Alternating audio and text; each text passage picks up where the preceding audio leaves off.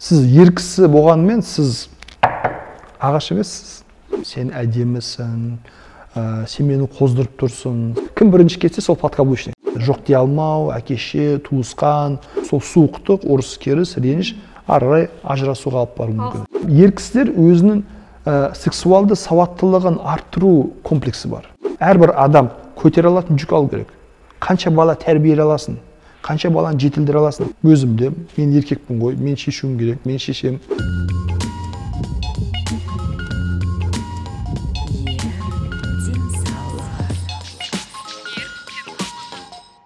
Ерлердің арасындағы комплекстер жайлы сіз өзіңіз жиі жазып та, айтып та жатасыз.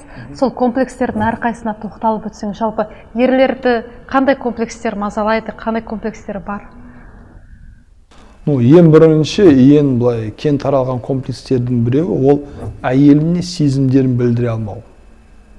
Мен сені жақсы көрем, сен әдемісің, сен мені қоздырып тұрсың, сен мен өмір сүргеніме бақыттымын деп айту, оған гүл сыйлау, сыйлық беру, сезімдерді білдіру комплексі бар. Ол комплекс неге сүйенеді? Еркелік бітеді, басма шығып кетеді. Баланы жастан, қатынды бастан деген бізде қате түсінілетін ұстаным бар. Қате емес, қате түсінілетін ұстаным бар. Соның әсерімен жоқ әйелмен былай на расстояние, суық қыл керек. Бір рет жақсылық жасасан, жиі сұрай беретін болады. Одан да еш жасамаған жақсы, немесе айда жылда бір рет жасаған жақсы деген сияқты. Еркелетіп басыма шығарып алмайын деген сияқты комплекс бар. Бұл жерде мынаны айтып өту керек, бұл комплекстің зияны ең бірінші ер кісінің өзіне бар. Үлкен зияны бар. Сіз сезімдеріңізді білдірмеген сайын, сезімдеріңіз сөне бастайды. Сезімдеріңізді көрсетпеген сайын, сезім атрофироваться етеді. Көрсетпейсіз ғой.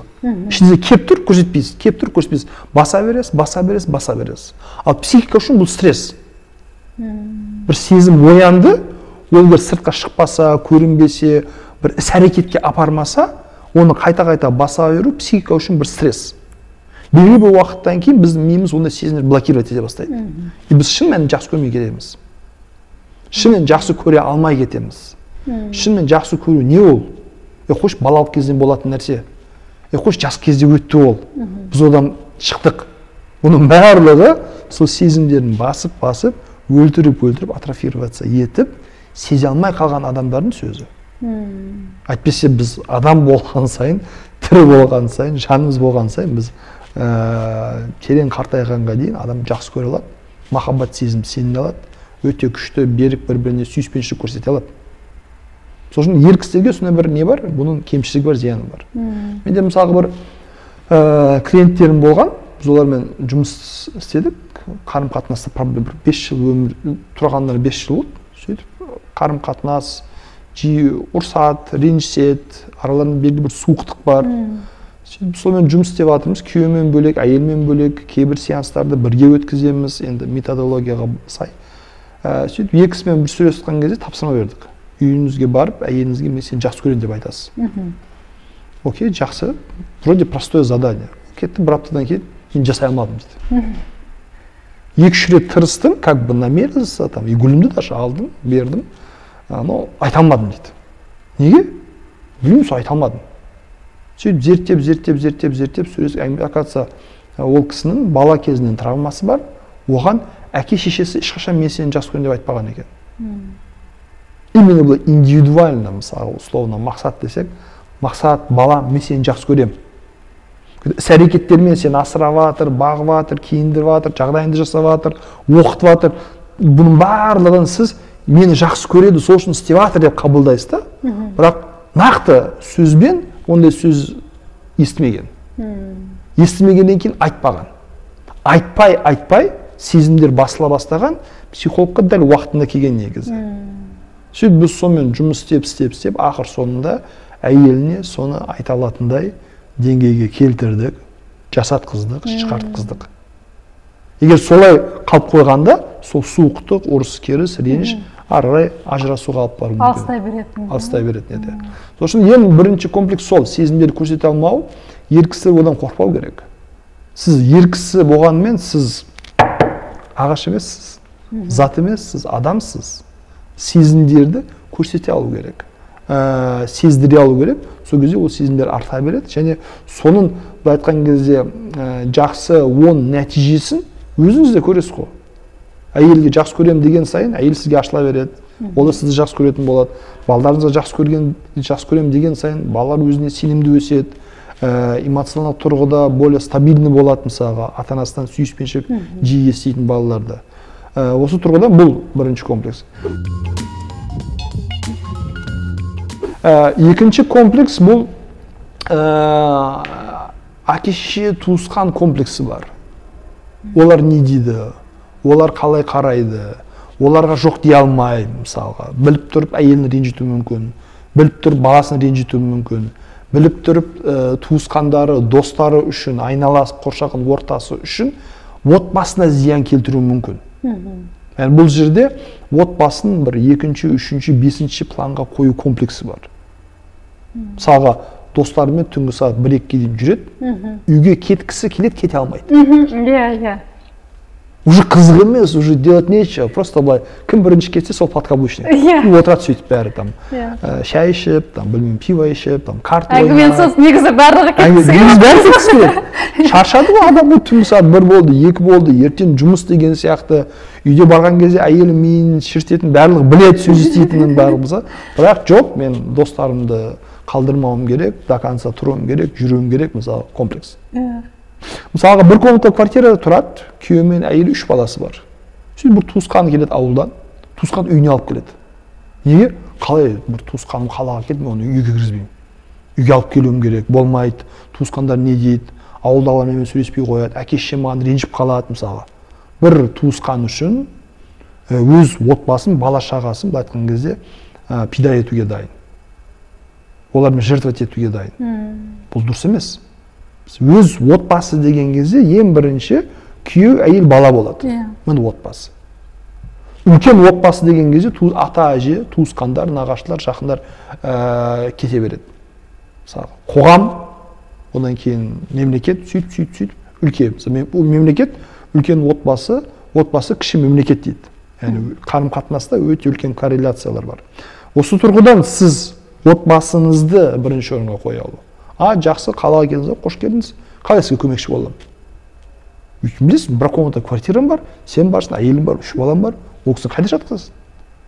Ал қалаға келген кісі тек қана сіздің үйіңізге сеніп келген болса, алдын ала рұқсат алу керек. Мен қалада бір жұмыстарым бар еді, бір апта сен үйіне жатып кетсем бола ма? Жоқ, болмайды. Значит, мен басқа вариант қарастырамын. Или жұмысымды басқа уақытта істеймін. Немесе жұмысымыз, значит, ондай қатты маңызды срочно емес.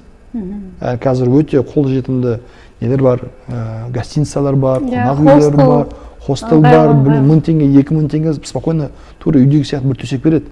Ал туысқаным, жақыным, бауырым деген кезде бір тамақ бер, бір шай бер, қолынан келгенше көмектесу, қолынан келгенше жағдай жасау. Осы жерлерде әйел кісілерде полегче. Спокойно жоқ дей салады, болмайды дей салады. Бос емеспін дей салады, ауырватырмын дей салады, подружкасы звондаса телефон көтермей салады, мысалы. У них полегче. Поэтому бұл комплекс көбінесе относится ер кісілерге байланысты. Жоқ дей алмау, әке-шеше, туысқан, олардың какой-то жауапкершілікті үстінде сияқты сезінеді. Иә. И бұл арқылы отбасылық қарым-қатынас құртылады. Біз әке-шеше звондайды, айтады, балам, бір мероприятие болайын деп жатыр, бізге кредит алып бер. Ол нормально, саналы түрде ойлаған кезде сол суммада кредитті алып төлеуге жағдай жоқ. Өйткені алатын айлығы белгілі, расходтары белгілі, отбасы бала шағасының расходтары белгілі, өмірге зорға жетеді. Бірақ мен ата-анама қалай жоқ деймін. Қиын қыстау кезеңде, и то қиын қыстау кезең какой-то той, немесе какой-то бір телевизор алу, бір зат алу, сол ешкім аштан өліп жатқан жоқ. Барады да, мысалға мен әке-шешеме сөйтіп өмір бойы, жылдар бойы соның кредитін төлеймін деп, бала шағасын дұрыстап оқыта алмайды, әйеліне дұрыстап қарай алмайды, өзі дұрыстап өмір сүре алмайды. Бұның барлығы стресске алып келеді, ренішке алып келеді, өкпеге алып келеді, ұрыс керіске алып келеді. Менің ойымша бұның еш керегі жоқ. Айту керек, мам, пап, мен қазір кредит алатын жағдайым жоқ. Өзім кредиттерім жетіп жатыр. Тапқан айлығым белгілі, мен қосымша расход алмаймын деу керек. Бақытты болудың жолы жоқ дей алу, және осы жоқты көбінесе ең жақындарыңыздан бастау керек. Ең жақындан бастау. Мен мысалы қазір бала тәрбиелеп, мен 3 баламыз бар, бала тәрбиелеп жатырмын, балаларымда жоқ дей алу дағдысын дамытқым келіп жатыр. Бір нәрсе сұраймын, жоқ дейді, жақсы деп. Қызым, бетін бір сүйсем болады ма? Жоқ, мен қазір бос емеспін дейді. Жақсы, жарайды, дұрыс, молодец. Бос емес, қаламаймын. Басқа нәрсемен занят болып отырмын дегенше, жоқ дейді мысалы. Балам, бір нәрсе жейсің ба? Жоқ, жемеймін дейді мысалы. Балдар қонақтар келіп амандасасыңдар ма? Жоқ, амандаспаймыз дейді. Жақсы, балалар жоқ дей алып жатыр. Ойын айтып пікір айтады. Балам, су алып бересің ба? Жоқ, мен бос емеспін, мен қазір ойын ойнап жатырмын, су алып бермеймін дейді мысалы. Жоқ дей алады. Простой нәрселер жоқ дей алады. Бұл бала ертең қоғамда да, өмірде де, өзіне дискомфортный ситуацияларда жоқ дей алатын болады бұйырса. Бұл жерде андай ешқандай бір айып нәрсе, ешқандай бір ұят нәрсе жоқ. Бұл жерде мәселе ата-анаға қарсы шығу, тыңдамау, айтқан істемеу, қандай да бір ұлттық тәрбиеге қарама қайшылық емес. Соны жұмсап жатсыз, ол өзінің пікірін айтып жатыр. Ол өзінің ойын айтып жатыр. Бірде жоқ дейді, бірде иә дейді. Қазір сізге жоқ деуі мүмкін, бірде 30 минут, 40 минуттан кейін қолы босаған, әке кеш сені құшақтап сүйінші деп өзі жүгіріп келуі мүмкін. Оны жоқ деу, сені жақсы көрмеймін, сені сыйламаймын дегенді білдірмейді. Яғни осылай ер кісілерде, яғни өзінің отбасын бірінші орынға қоя алмау комплексі бар. Үшінші комплекс мен өзім практикамда жиі кездестіремін және үлкен маңызды проблема деп ойлаймын. Бұны атап өту керек шығар. Ер кісілер өзінің сексуалды сауаттылығын арттыру комплексі бар. Әйелі төсек қарым-қатынасында қанағаттанбайды, соған байланысты еңбектенбейді, соған байланысты оқымайды, соған байланысты өзін дамытпайды, өзін жетілдірмейді. Мысалға, өте эгоистік өмір сүреді. Неге? Жоқ, мен еркекпін, менде ондай проблема болмау керек. Проблема сенде, проблема өзінде мысалға. Хотя жыныстық қарым-қатынас бұл тек қана ләззат алу емес. Жыныстық қарым-қатынас бұл қажеттілік. Мысалға, бір адам дәретханаға барғысы келеді, бірақ бара алмайды. Қалай мысалы қысылады, дискомфорт болады. Тура сол сияқты мысалға әйел кісінің де жыныстық қарым-қатынасында, төсек қатынасында қанағаттанбауы тура сол сияқты компликацияларға алып келуі мүмкін. Ертең ол денсаулығына кері әсер етуі мүмкін. Психоэмоционалдық тұрғыдан определенный напряжение болады, стресс болады. Соның барлығын мысалға ер кісілер ойламайды және өзінің сексуалды сауаттылығын арттыру, жетілдіру, дамыту бойынша жұмыс істемейді. Және бұл қаламайтын беременностьқа алып келеді. Өйткені сақтану керек жерде сақтанбайды, өзін күту керек жерде күтпейді мысалға, определенный процедуралар жасап мысалға баланы көтеріп қоймауға байланысты әрекет жасамайды.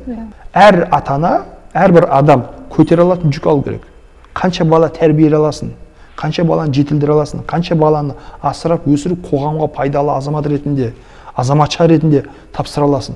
Соған көбінесе акцент жасау керек. Бұл күтпеген жерде аяғы ауыр болып қалады. Одан кейін ең жаманы үстіп, одан кейін әйелді 5 бала мен 6 баланы тастап кете салады. Қарай алмаймын, шаршадым, не мынау, күніге айқай-шу, өзіме бір демалатын жағдайым жоқ, мүмкіндігім жоқ. Балдардың арасында кішкене жас айырмашылығы болу керек, әйелдің өзіне келуі, ер кісінің соған дайындалуы, бір баланың дүниеге келген кезде сол балаға адаптация үшін де уақыт керек. Бұл зат емес қой, мысалы, телефон алдында сразу ұнатып кеттім. Бұл бала, әрі қарайсың, бері қарайсың, зерттейсің, ұстайсың, көресің, құшақта балаға үйренудің өзі бір уақыт керек. Адаптацияның өзі бір уақыт керек мысалы. Тұлғалық ерекшелігін байқау. Иә.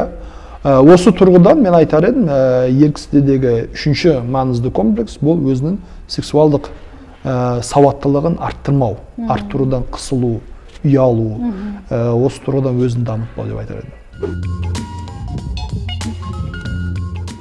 Негізгі комплекстер осы. И төртінші, қаржылық айтып кету керек. Отбасыда қаржы мәселесі өте маңызды. Көп ситуацияларда, көп жағдайларда түсініспеушіліктер, ұрыс-керістер осыдан туындайды. Бұл жерде ер кісілер ақша мәселесінде әйелмен санасу, ақылдасу, кеңесу, оның пікірін алудан комплексовать етеді. Өзімде, мен еркекпін ғой, мен шешуім керек, мен шешем. Қателессе де, артылса да, кемейсе де, бүкіл процесті өзі басқарады. Хотя кішкене әйелмен ақылдасса, сөйлессе, пікірін алса, ортақ бюджет құрса, екеуі бірге соған жауапкершілік алып, қойған жоспарды іске асыруға тырысса, онда бұл қарым-қатынас үшін де өте жақсы болар еді. Бұл жерде әйел ондай, Құдай сақтасын, бір ақылсыз, мисіз, дін білмеген емес. Қазақстанда әйелдердің 99% жоғары оқу білім бар, оқыған, мысалға, керек болса бірнеше білім бар әйелдердің көбісі. Спокойно ақылдасуға сенуге болады. Және жалпы әйелдерде не бар анда, интуитивно рискке қарсы бір алтыншы сезімдері бар. Рискке қарсы. Сол үшін ер кісілерге, наоборот, рискованный моменттерде әйелдеріңізбен ақылдасыңыз дер едім. Қалған барлығы сізді алдауы мүмкін, бірақ сіздің әйеліңіз, сіздің зиянға ұшырауыңыз әйеліңізге зиян. Сіздің пайда көруіңіз әйелге пайдалы. Ал айналаңыздағы адамдарға ондай болмауы мүмкін. Сіздің зиян ұшырауыңыз басқаларға пайда болуы мүмкін, мысалы, кәсіпте болсын, бизнесте болсын. Осы тұрғыдан комплексовать етпей, қысылмай, наоборот, әйеліңізге, мысалы, мен осынша айлық табысым бар, қайда жібереміз, не істейміз, қандай рұқсаттарымыз бар. Мысалы, мынаны ұмытпау керек, ер кісілердің миы көбінесе стратегически ойлауға бағытталған. Жалпы, бәрі жақсы ма, нормально ма, жетіп жатыр ма деген сияқты. Әйел кісілердің миы более детально ойлайды. Окей, бәрі жақсы, бірақ мына жерге лампочка жетпей жатыр. Бәрі жақсы, бірақ 2 килограмм күріш алу керек тағы да адам. Бәрі жақсы, бірақ мына бөлмеде ремонт істеу керек деген сияқты детальдарды жақсы көреді.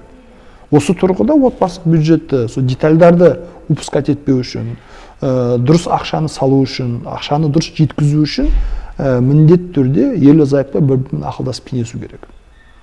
Және мысалы әйелдің де ожидания реальность сай келу керек бір-біріне. Ойлайды, күйеуім миллионер, миллиондап табады, ананы апер, мынаны апер деп айта береді. Айтса, мен ондай ақша жоқ, табысым осы деген сияқты. Қалай арттыра аламыз, қалай жұмыс істей аламыз, бірімізді қалай қолдау көрсете аламыз. Осы тұрғыдан көп ер кісілер әйелдермен ақша мәселесі бойынша ақылдасу, кеңесу, пікірін сұраудан қысылады.